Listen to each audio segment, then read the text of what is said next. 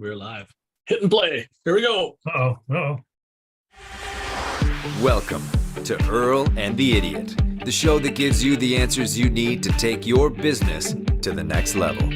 With Earl Flormata, one of Vancouver's most sought-after business and marketing consultants, author of Business Engine Optimization, consultant to over 60 successful businesses, an all-around evil marketing genius with a combined total of more than $70 million worth of sales to his credit. And some idiot. Okay, here we go. So you're actually going to use that one. I don't know. I was just looking through the filters. It was the best one I could see. That is the best one. Okay, that's cool. Yeah. Huh? Especially when paired with this. Yeah. Gotta do the look. Gotta do the look. How you doing, Earl? All right. But it's been a week, and it's been a great little week because we didn't have to do any prep for the show at all whatsoever. Yes. Just take it easy. I'm texting you in the morning, panicking, like, what the hell are we going to talk about? Oh, wait, part two. Yeah, part two. So, welcome. Yeah, we said it made life easier for ourselves. Looks like you've been busy. I've been seeing lots of exciting networking events on your timeline. Oh, yeah. We were at this event where you got to vote for the best speaker by shooting them with a Nerf gun. So, I love it. That was interesting. Yeah. So and I'm curious, were there any speakers who were like already a little shaky on public speaking, and this just like put them over the edge? They couldn't deal with it? Absolutely. Absolutely. And you weren't supposed to shoot the speaker in the head with the Nerf gun, but you could beam the head with a ball. So if you had the foam ball, you could smoke him in the head, no problem. But if you had a Nerf gun, you just weren't allowed to shoot him in the face. So there you go. Yeah, but you can only aim those things so well. Well, yeah, true, but you're way at the back of the room, so who knows? But yeah, anyway, I immediately beelined to the banned one. So there was these Nerf crossbows, which shot too strong, and I'm like, I saw it, went, nope, that's the one. Yeah, because I knew right away, like these ones were banned. I'm like, yes. So I was gonna bring my Nerf rival gun, but they didn't have the ammo for it, so I'm like, I don't want to bring my own ammo. It'll always get lost. No, I didn't bring my big ridiculous gun. So yeah, that's amazing. Who freaked out? Who couldn't handle it, or what was that like? I can't. I think the first speaker couldn't get a hold of the clicker to work, and every time she had to come closer, she got closer into range, and we just shot her more. Right. So eventually they changed the clicker to the computer that was closer to the stage, and then that prevented them from having to come too far into the crowd, so we couldn't just maul them. But yeah, that was a learning experience for the first one. Nice. And what was this? Yeah, what was this thing? You had to dress up red or something for this party? Oh, there was a fancy shindig in West Vancouver. Where it was a realtor launching like a $7 million mansion or something like that. So it was pretty it was a skookum looking party. Like they managed to get a designer dress label to come in and dressed all the ladies head to toe in like this fantastic red crazy dresses. I'm like, holy cow. And it was incredible. All the ladies looked fantastic. All the guys were wearing suits with like a red tie, so we had the matching thing. I had a red pocket square, so it was pretty fancy. And then I had the red on the logo of my logo on the hat. Yeah, so convenient. That ended up matching real well. So that was a lot of fun. The problem was that if anytime you wanted to find somebody who was female, oh yeah, the one in the red dress. Is this a sea of red dresses? I'm like, crap. Can't find her. So other than trying to find a female, because they all were wearing these crazy red dresses, and then all the red dresses were like couture kind of fancy looking red dresses. So it's not like you could just tell them apart. Like crap, they're all fancy, right? So and not like we would know enough vocabulary to be like, oh, that off the shoulder chiffon number or something. Like I don't know what this means. I don't know how to spell chiffon nor what it means. So there you go. So no. Although the person who was hosting the event had, I'm gonna butcher the terminology because she had this big red thing that goes over. It looked like a cape, so I called it a cape. Oh, yeah. So sure. So it was a cape. So very cape-like. Anyway, my definition of a cape is if it fits over the back and you can do this with it, then it's a cape. So yeah, if if you can pull a Phantom of the Opera with it, it's definitely a cape. Absolutely. And my only other update is apparently I'm old now. Oh, I what have think you the done? doctor figured out what was going on with the whole eyeball thing and the Oh, going out of focus thing and like just the headaches and everything. He's like, well, you're old now. I'm like, what? He literally said, you're oh, over 40 now, right? I'm like, yeah. I'm like, he's like, did you ever have multifocals or bifocals? I'm like, wait, those are old people glasses. He's like, yeah, welcome to the club. So oh shit. that might be it. So I'm gonna order multifocals and see if that actually stops the headaches. Ouch. So there you go. That's it. Doc says I'm officially Hmm. old. So damn it. I still to this day do not use glasses. I have astigmatism, which I can sort of live with. It's not too bad. I could pretty well get by with it. But I've never needed glasses other than for that. And I had glasses for that for like a year, and then I think I lost them, and I was like, man, I just never got them back. So Oh no, I have really bad astigmatism. So bad I can't put on contacts. oh, If I stuck a contact on, it would just like literally just peel and pop right off. I'm like, that was fun. it'd be too big. No, I tried. Like I Oh. I was at the contact fitting thing. It's supposed to be like a 5-10 minute session where you go, this is how you do it, and it works. An hour and a half later, my eyes are red. The contact guy's like, I've never seen this before. I'm like, yeah, man. He's like, I think your astigmatism's too bad. So I'm like, yeah, I don't think this is gonna work. My eyeballs are football shaped, and they just refuse to have contacts stick to them. I was told that for astigmatism, or at least the kind I have, whatever it is, the contact has to be oriented in a certain direction. Yes. So they put a little weight on the bottom, and apparently when you blink, you feel them spin around. And I'm like, I'm good. No thanks. No, yeah, that was the problem. If it moved or shifted, that was it. And this is like, I can't see nothing. I'm like, this is not good. So nope, it wouldn't stick. And then when it did stick, it got stuck. It wouldn't come off. So it's like, oh my god, it's just the worst of both worlds. Gross. All right. So sort of steering the ship back over a little bit. We're carrying on from last week. We're using LinkedIn for fun and profit, but mostly for profit. Hey, I'll read the exact prompt here.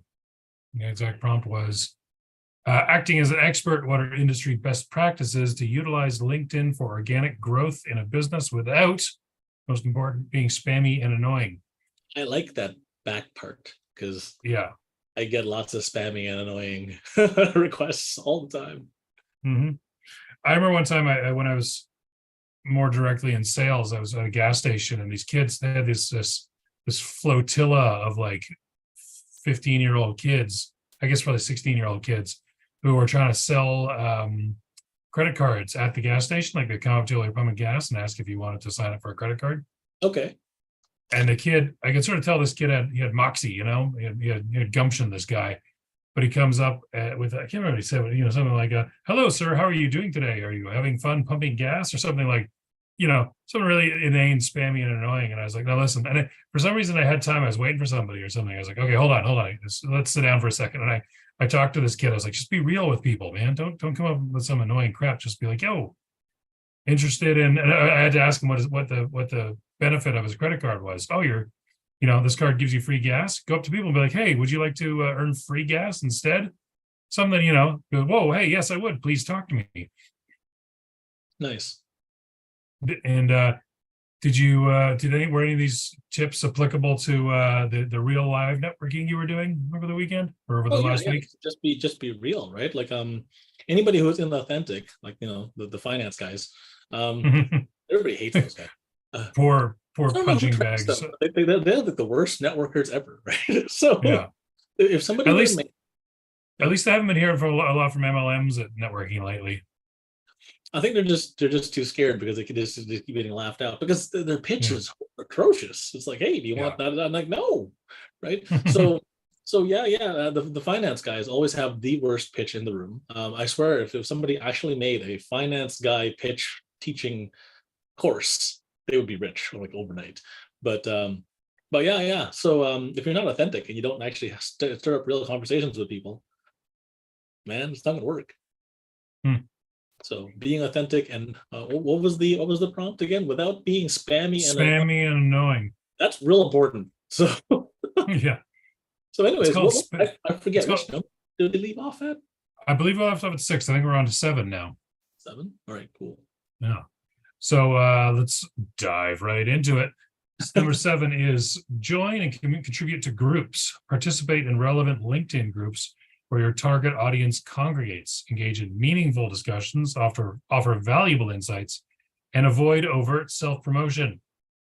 Yeah, I'd have to agree with the avoid overt self-promotion. On LinkedIn groups, just like the comparison would be like Reddit, right? If you go to Reddit and you like overtly self-promote, you get downvoted to Kingdom Come, which is kind of hilarious, right? Reddit is much more mean than LinkedIn. LinkedIn people just go, ugh, one of those guys, and they kind of just they kind of not pay attention to you. But I don't think you have an option to downvote on LinkedIn, do you? I don't think so, but I think you can like unconnect or block people or whatever. So yeah.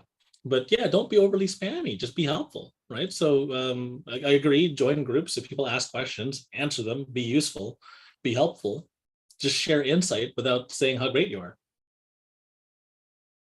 right? And and salesy. What would be like what would be examples of finding groups that relate to your target audience, or like how would you go about doing that? Seriously, just think about the associations you're part of, right? So I'm in the marketing groups. So, if there's an American Marketing Association, just type in marketing associations and you'll find a ton of them, right? So whatever you do, if I'm in software, I'm in sales, I'm in Web3, type that in. There's going to be a group that has a bunch of people in it. And these groups have like hundreds of thousands of people, right? And here's the thing. Everybody who's in that group, 99% of them don't say a damn thing. They're all just lurkers. Yeah. They just look at the group, they read stuff, but they never post anything. So just posting something of value and interest, right? One time I just posted this one post on cognitive dissonance, and it was interesting. I said, hey, this is fascinating. Here's a grid with a bunch of cool stuff. Check this out. And I posted that in a psychology forum, a marketing forum, and anything that had to do with psych or marketing.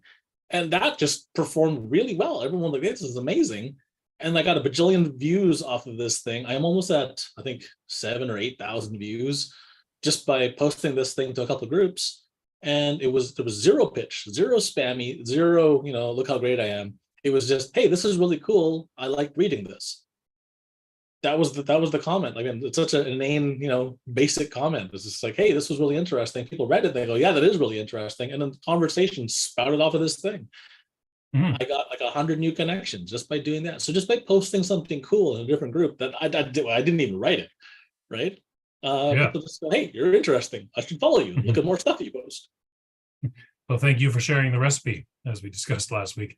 That's it. But you also want, what's that? Share the cheesecake. Share the cheesecake. You also you want to not, like, if you're a marketer, you don't want to necessarily just get into marketing groups. You want to get into groups where the people your potential clients are, right? Absolutely. So that's why, like, I post the cognitive dissonance inside of psychology groups, because some of those people might own companies that may need marketing help. I posted in communication groups where they just talk about communication stuff and they might need this stuff, right? So just, don't just aim for, like, here's a weird like, mind hack look at things. Don't just aim for the center, right? When you're playing darts, right? Like, you don't just hit the middle all the time, because like the most points is like what, that triple 20. So it's not the middle, right? So sometimes you want to hit like a rung or two outside of the target market where you're kind of going for, because that's where you might find gold and nobody else is pitching there, right? So if you hit a rung or two outside of what your main target market is, you'll bump into customers by accident because there's nobody else there.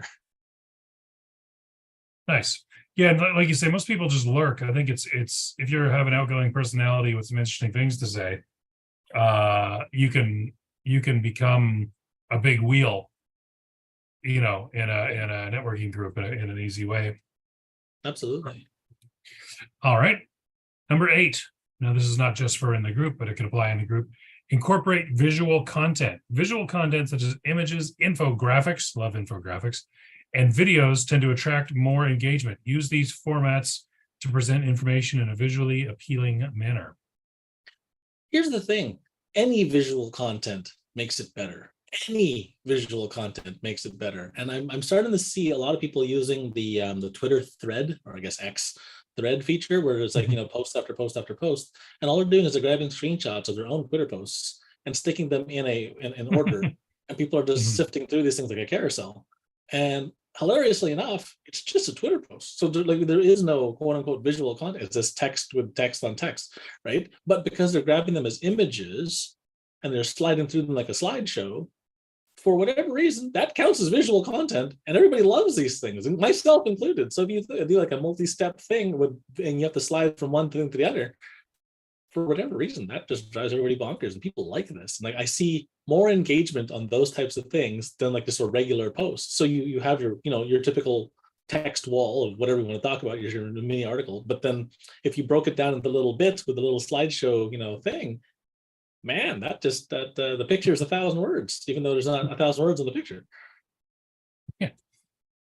I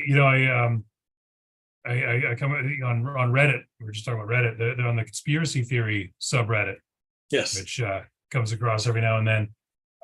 You'll get these guys on a they'll post something like here's the information about insert crazy conspiracy theory here. Why birds aren't real. That's a good one. All government robots. Yes. All government robots. But then the post about it is like just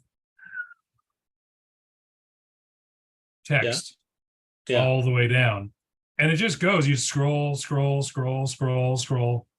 and there'll be links in there. Oh, here's evidence of this, link to the article. But Reddit doesn't allow you to post images in the in the thing. And even if it's something I'm interested in, I'm like, I'm out. But that's just it. The mind sees the wall of text, and unless you're super, super, super into this thing, it just goes, ain't no one got time for that, and bails. Right. So, I mean, that was the whole invention of Reddit's TLDR, too long didn't read. Right. Yeah. So yeah. And so if you have a platform like LinkedIn, because we're talking about LinkedIn, that allows you to put pictures in between stuff. Oh my God, put pictures in between stuff. Right. Like it was saying, use visual content, images, infographics, videos, blah, blah, blah, blah, blah. And if you don't have any of those things, if you made a tweet stream with this stuff, just use the damn tweets as a carousel and you win. Right. Yeah. So there you go. And it's funny because you sit down and read a book, which is all text, but somehow at your computer on your phone, you're like, nah. But on the book, you've got the physicality of the actual book. So your mind is programmed to, hey, we're gonna see a wall of text. But if you see a wall of text in any context other than a book, right? That's why people say, don't send me a book via text message. Just send me a little bit, right? Yeah. Because I hate those guys who send like a giant like a wall of text, and I got to scroll like 17 screens up, and there's like, oh, see more, and then see more, and then see more, and if you screw up, it just goes shrinks it back down again. You're back to square. Oh, son of a right.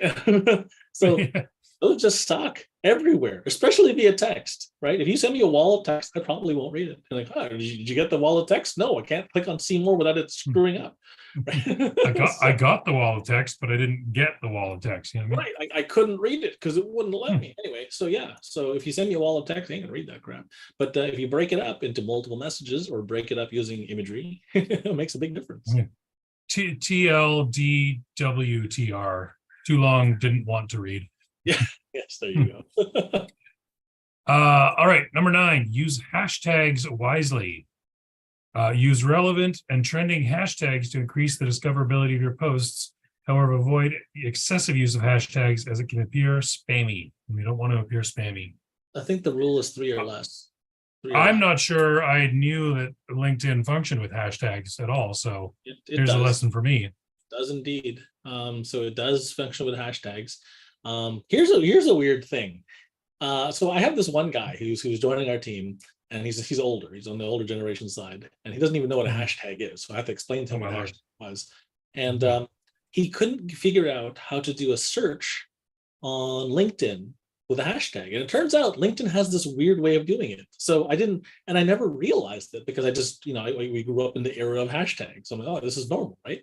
And so just again, weird little nuance with LinkedIn, because we're talking about LinkedIn. Type in the hashtag. So for those of you who don't know what the hell a hashtag is, it's push shift 3, and then you got the tic-tac-toe sign, right?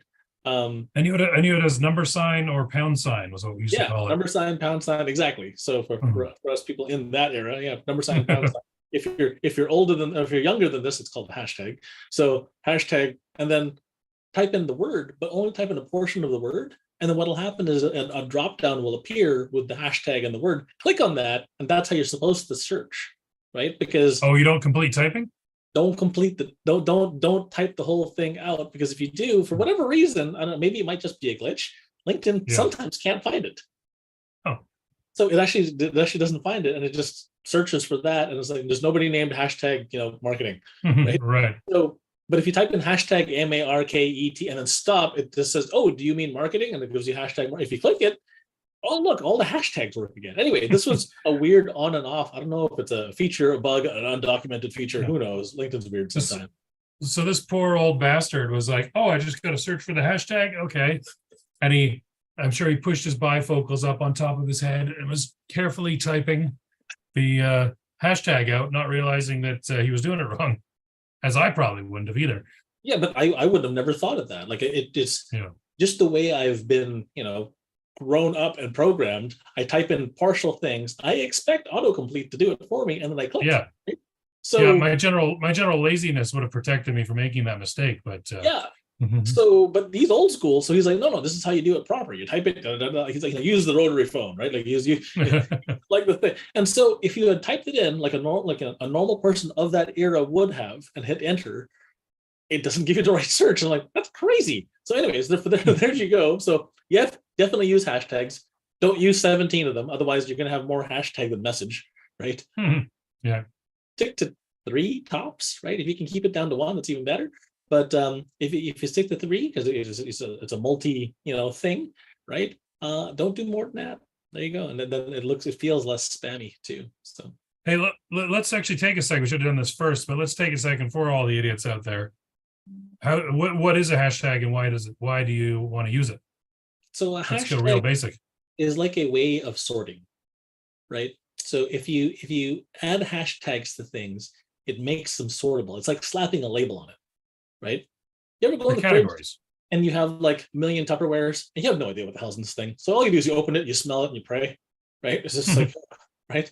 And so imagine. So we've all watched the Borat movie, I hope, and if not, then maybe you should watch it. But maybe not all the way through. But like there's one scene where he's like, "What's this?" And the guy's like, "It's cheese." And what's this? And it's cheese. What's it? And it's cheese. That's actually a deleted scene for the record. So it's not actually in the Borat movie. It's a deleted scene. Oh, it's a deleted scene. It was funny as hell. Anyway, so imagine no store had a sign outside, right? So 0 stores had signs outside, and you were looking for cheese, and you had to walk into every single store and say, "Do you sell cheese? No. Do you sell cheese? No. Do you sell?" And you finally find the cheese store, right? It takes you like 7 hours, but you found the cheese. If you were the only store with a sign out the door, your sales would be like absolutely bonkers, because nobody had to guess what you sold, right? So a hashtag is essentially that. In a realm where not everybody uses hashtags, and if you slap a hashtag on something, it gives it a label, it gives it a sign, so they'll know that your store might sell cheese, right? So at the end of the day, hashtag groceries, hashtag cheese. Well, hashtag groceries, hashtag, you can use 3. So hashtag groceries, hashtag cheese. There you go. Hashtag not vegan. Anyway. Oh my God. So but more basically, you're tagging what subject the post addresses. Yes, and people search by this. So people who are looking for particular subjects will look for hashtag whatever the word is, right? So if I wanted to find hamburgers, I type in hashtag hamburger, and you'll find them, right? So if you want to find, like, let's use Instagram, let's use Facebook, let's use any other platform but LinkedIn as an example, and just type hashtag food porn, you would find the most beautiful pictures of food you've ever seen in your life. Right? And if you're looking don't Google that though. Hey, there's hashtag food porn, and people take these amazing pictures of these crazy dishes, and it's like, wow, I kind of want to eat that because it looks so pretty, right? So presentation is part of it. So that's how you find these things, and you make your stuff easier to find by people who are looking, right? So it's not a must, but it does make you stand out. You're the only store with a sign. It's like, why not? Doesn't take too long to type out a hashtag.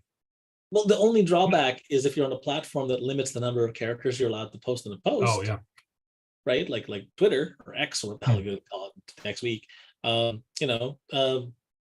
You have limited amount of characters. So if you have a limited amount of characters, you want to choose your hashtags wisely, right? And you don't want your hashtag to have more characters than your actual message. Oh, and for all you boomers out there, hashtags don't have spaces. Yeah, that was an important thing too. Yeah, he did not know that. I figured I realized that boomers probably wouldn't understand that. Do you remember when the first time Don, the actor Don Glover, saw his name as a hashtag, and he's like, "Uh-oh." No, think about it for a second. Hashtag Don Glover. Just picture it in your head for a second. I'll leave you with it. Are you gonna type it out? I'll type it out, I guess. Oh.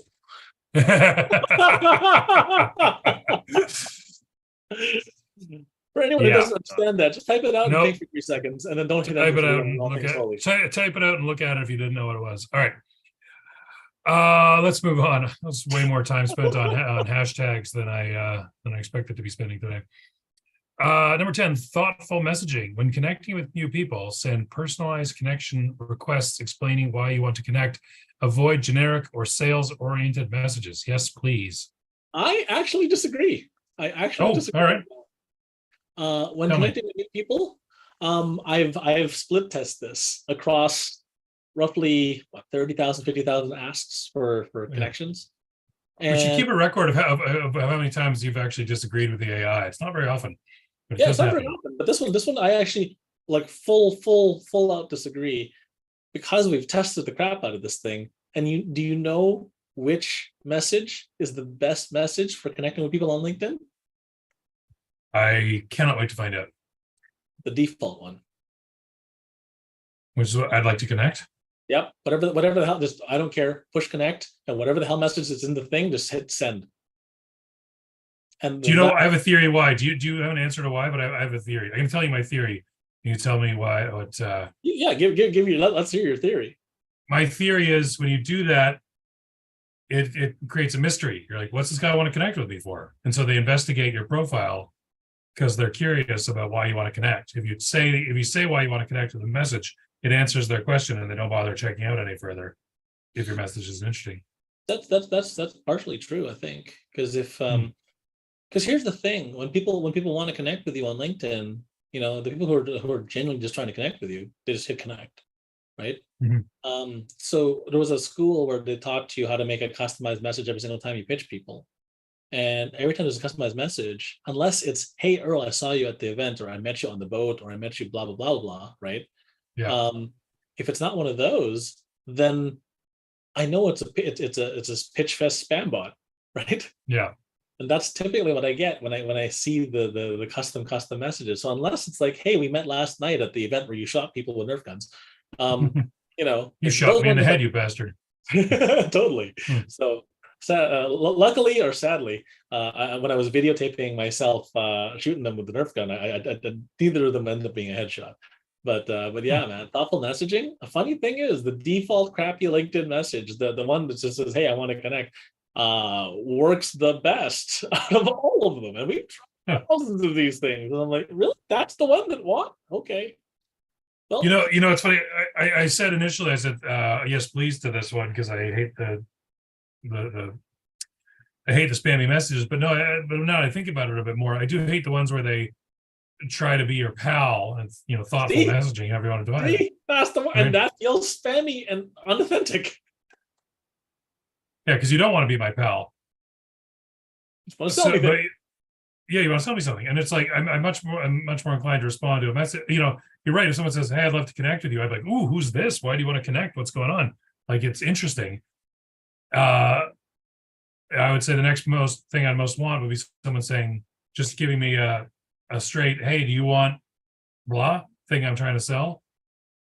And most of that I'll ignore because I want very little these days. But at least there I'm like, I know what's going on, and if I'm interested, I can talk more. If I'm not, I can avoid it. Yeah, for sure. The worst is, "Hi, I see you're doing so and so. That's really interesting." What's that? You can always unplug them afterwards. Like Oh, yeah. if I get somebody and it's just straight to, Sex in the Bahamas, it's like just straight pitch. And it's like, wait, did you even read my profile? It's like, hey, we'll do SEO for you. Like, I'm an SEO company. Yeah, I get that one all the time. Hey, we do website design. Great. Yeah, exactly. I design websites. Why are you trying to sell me what I do? Right. So there you go. So I don't like it's the same beef I have with spammers, right? When the spammers send me get bigger dick, get bigger boobs in the same, in the same email address. It's like, did you even check to see if I was a guy or girl or wanted any which one I had? And I'm like, no, right? And it's just like, there's no targeting. It's just, let's send 10 million emails and see who bites, right? So same kind of idea. Like, don't do that. Yeah. Did your testing go as far as to find out the second best approach? Second best approach was if you actually did meet them at a networking event and you mention a memorable event that you both shared. Okay. And that is the second best one. But the problem with that one is it doesn't work at scale unless you're a networking beast. Right. Yeah, of course. Yeah. Third? We didn't go beyond that because anything beyond that, we did try, like, congratulations on promotion. If they did get a promotion, happy birthday, congratulations on the kid, the new dog, whatever, right? And none of those shown any higher than like the default LinkedIn message. Yeah, I bet. But do you think you're trying to be their buddy and it's creepy because you've never met and now you're complimenting my dog? I'm like, I don't own a dog. Yeah, exactly. But if you have a good the word's going on in my head. Marketing market dominating position. You have a good MDP, and you lead in with that if it's relevant to the person, like your old one of. You don't have to. So the secret trick is in LinkedIn, put that as your subheading. I help people who have problems solve like this, and if you do that, immediately they can see your MDP in your subhead right on under your name, and you don't have to use any fancy stuff to do that. And because it's kind of subconscious and subliminal almost, and they're doing it. You're not forcing it on them. They found it. They feel like. Well, yeah. So here, actually, let me show you one. This is a buddy of mine, and let's just pull up his. So, Kayvon, if you're watching today or see this one, we're talking about you. So, Dr. Kayvon, if I pull up his, I don't have to read it because not everyone is. Can see. I can't see it. Are you sharing your screen? I don't see it. I'm about to. So here we go. Sharing my screen. So here's Dr. Kayvon. I help increase profits by 20% in 90 days for online small businesses, discovery, strategy, implementation. So that's kind of what he talks about. And the funny thing is, it actually cuts off. So it actually cuts off. I help increase profits by 20% in 90 days, and it just cuts. So when you see his name online, you just see that little chunk. So that's his dominating position, all in one little go, and you see it there. And the hilarious thing is, this shows up every time he connects, every time he messages something, every time he puts a comment on something. You see that little blurb underneath his name, right? Because most people use that. I think Sirius thinks it's talking to me. So because most people think that's going to be your title, right? Yeah. And so mine is my title, but it's also that little bit. So I actually put Evil Marketing Genius under it. And people go, "Oh my God, it's Evil Marketing Genius!" And then they literally message me because I've never seen that title before. Let's talk. Right? But so the successful approach is generic message. Early one of the tips on our last show was fill out your profile properly. So generic message, proper profile, and then they reach out to you. I would imagine because the curiosity engine is kicked in by then, and that's it. Curiosity engine. I like it. Okay, cool. We better storm through these ones. Why can we talk so much about LinkedIn? Strange.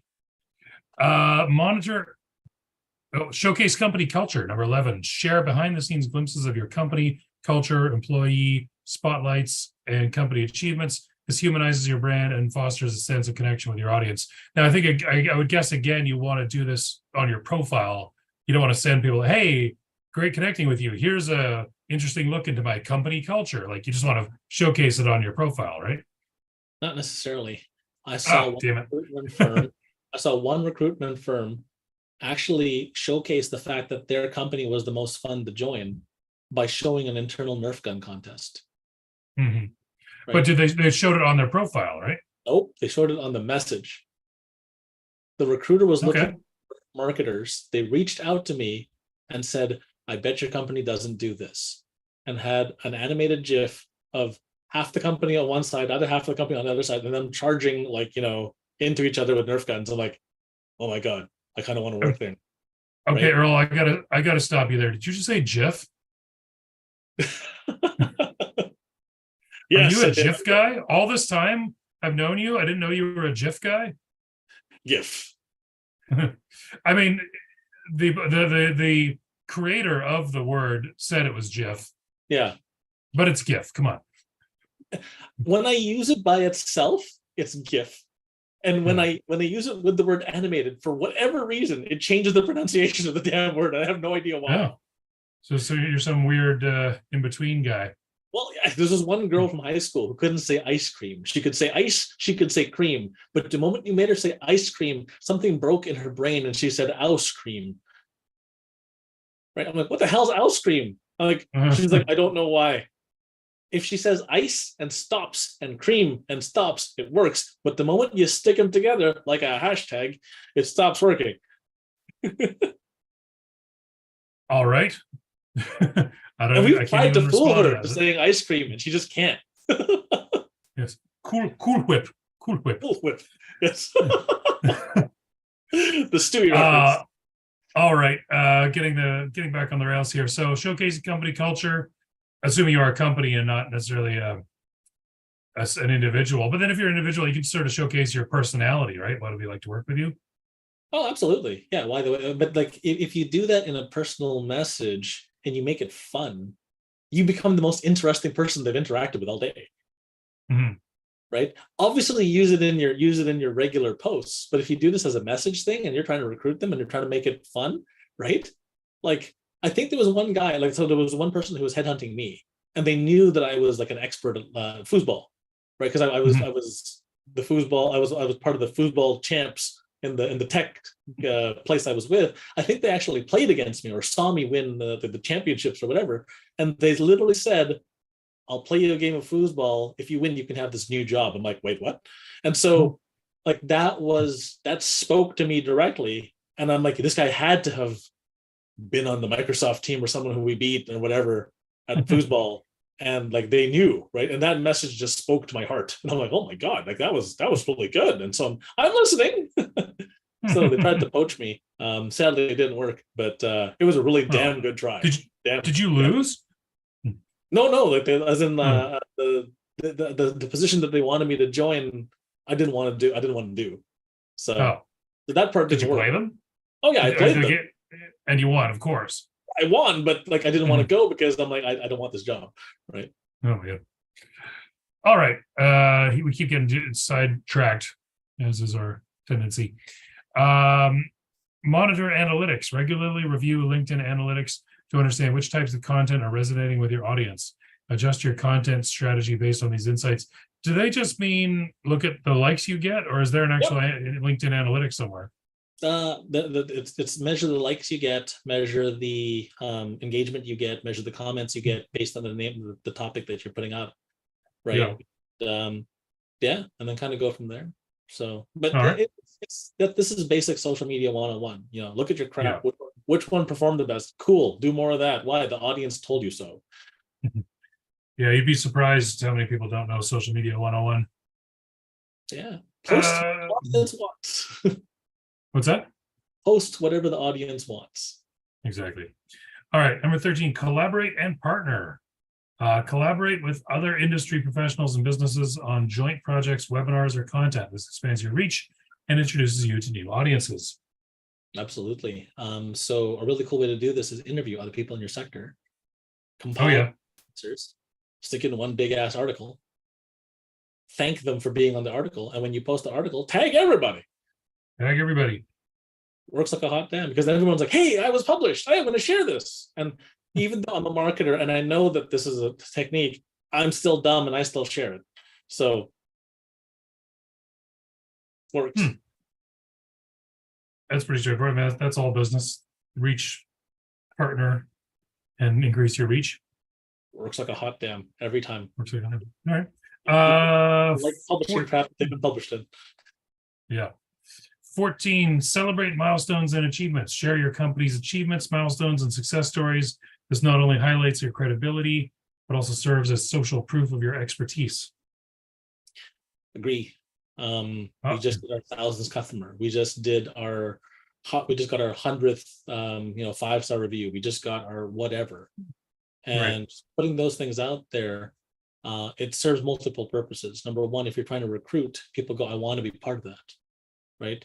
Two, if you're trying to sell, people go, hey, that looks really cool. They wouldn't have gotten 1,000 5-star reviews if they weren't any good. Right. I've seen people cheat and buy 5-star reviews, but no one's ever bought 10,000 of them. Right. Yeah. So because that would get expensive.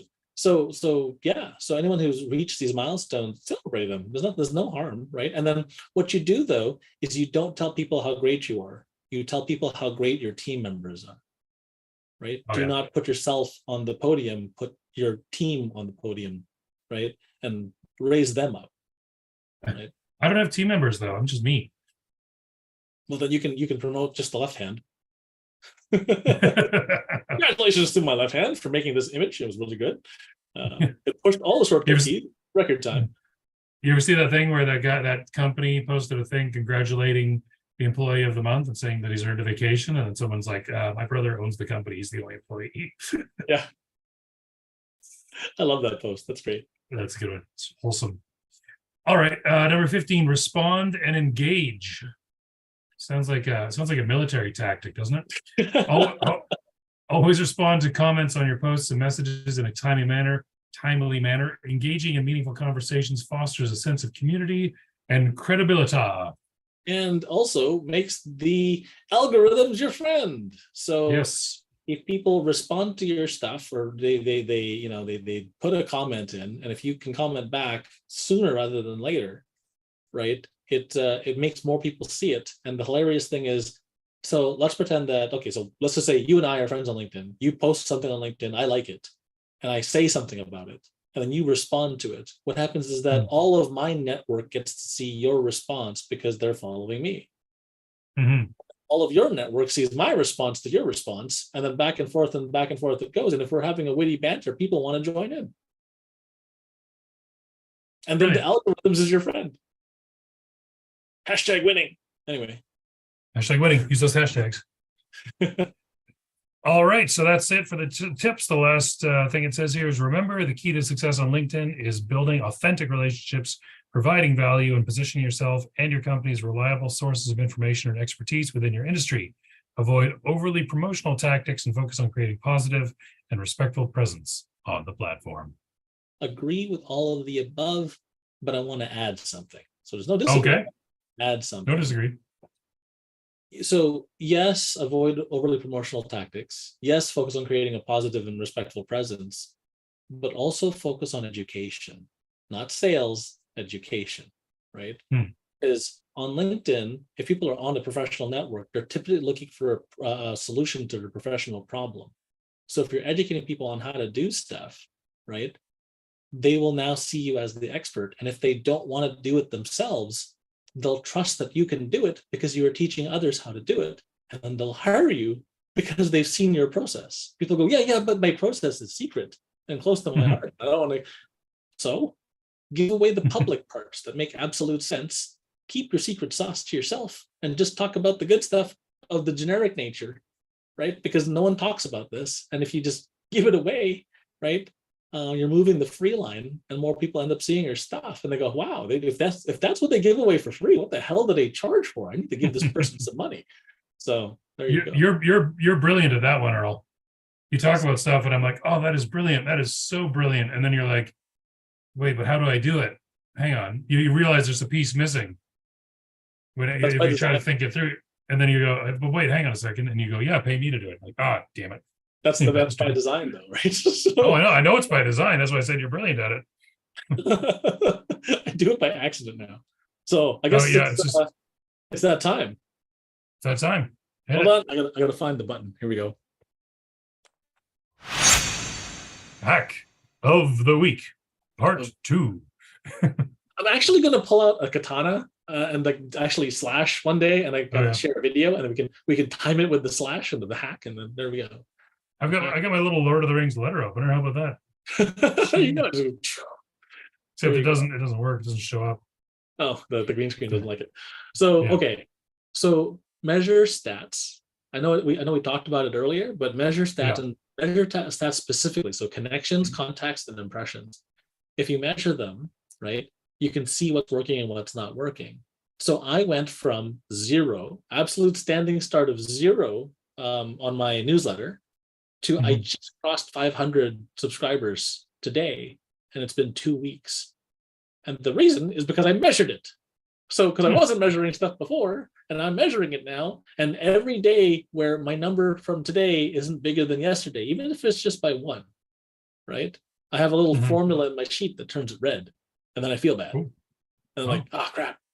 And so anytime my numbers go down, if they stay the same, everything is fine. Nothing changes. It just doesn't go green. It just goes white on the sheet. But if it's below, it turns red. I go, oh crap, gotta pay attention. And I moved from, I think it was like 2,000 impressions to just under 10,000 impressions a week by measuring it, because then I felt bad for not hitting my numbers, right? So it's like, oh crap. So measure stuff and then use hashtags and other followers with big discussions to get omnipresence, right? So when it was saying, hey, go talk in groups, go talk to other people, have a witty banter back and forth, right? Take a respectful but contrarian position to somebody else, right? And don't be a dick about it, but sometimes it's fun to be contrarian, right? When someone goes, oh yeah, we all do it like this, and I go, well, actually, right? And you show them with a case study. And it's like, actually, the best LinkedIn message is the default one, right?